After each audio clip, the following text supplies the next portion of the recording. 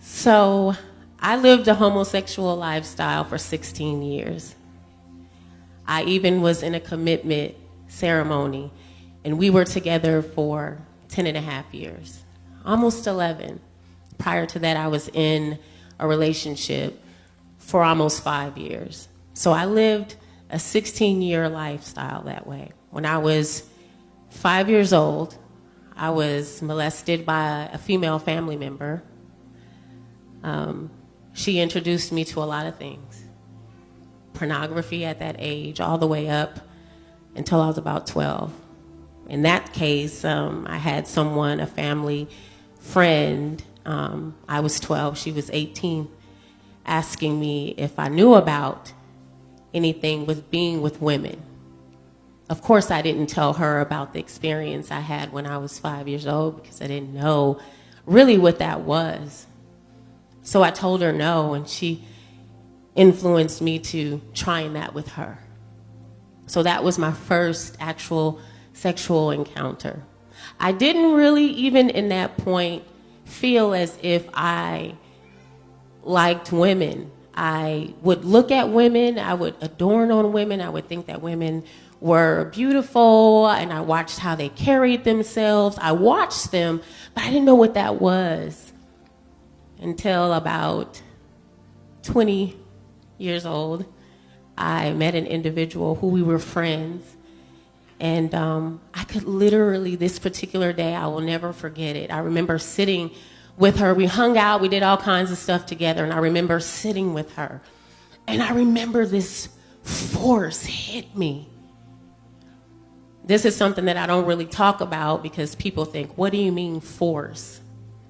But I felt something come over me that I'd never felt before. It was so strong that it wasn't even me I felt like anymore.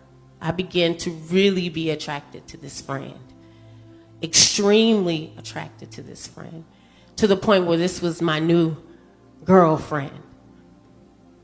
First time that I would even say that aloud. Fast forward all the way to the fact that I ended up in a relationship with someone. And so these are the things that we don't talk about. We see the rainbow, we see, love is love, we see doing all these things. And I went from euphoria in this relationship to silently feeling depressed, suicidal, drinking, clubbing, smoking weed, doing all these things. It started with one thing and it led to so many other things. So I didn't even want to be here for what? I remember laying in the bed with my ex-partner. She's sound asleep. And I'm weeping because I said, God, here I am all these years in and I'm all involved. I guess I'm just going to go to hell because I don't know what to do. And I cried to the Lord. And I said, I don't know what to do, so that's where I'm going. And I had no idea, and I use that word hell so loosely because I had no idea that hell is really weeping and gnashing at the teeth. Hell is real. Hell is hot. Hell is eternity. But I use that word so loosely. I guess I'm just going to go there. Not thinking that it's a true place and it wasn't designed for me. And so I remember leaving work one day. I just didn't want to live. I didn't want to do anything anymore. It took me to that place. I just said, you know what? I went from this euphoria to this place, and it looked on the outside like I had everything. House, cars, money, all these things. But inside, internally, I was dead.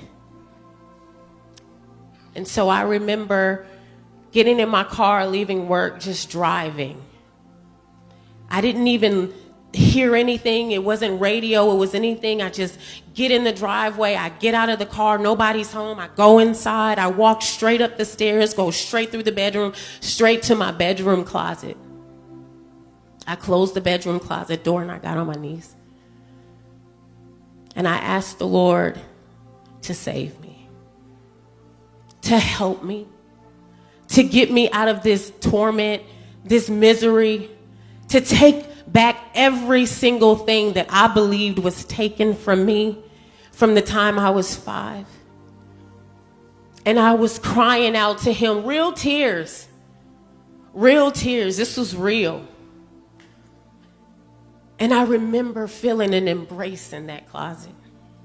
And I remember my tears drying. And I remember feeling like, I know you're in this closet with me.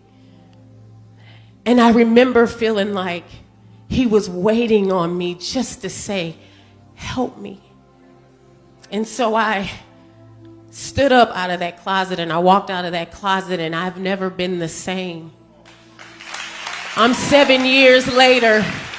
I got a husband that loves me, that worships with me, that prays with me, that gets the altar in our home and we go to God about what we need in our lives. I'm grateful because he gave me pastors that taught me how to stand up here and say, God is good. He gave me pastors that allow me to come up here and show you guys that, hey, what I praise, when I lift my hands, it's not for you. It's not for them.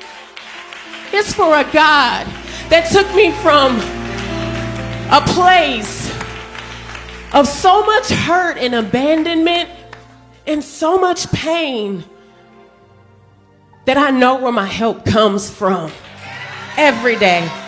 I'm proud to be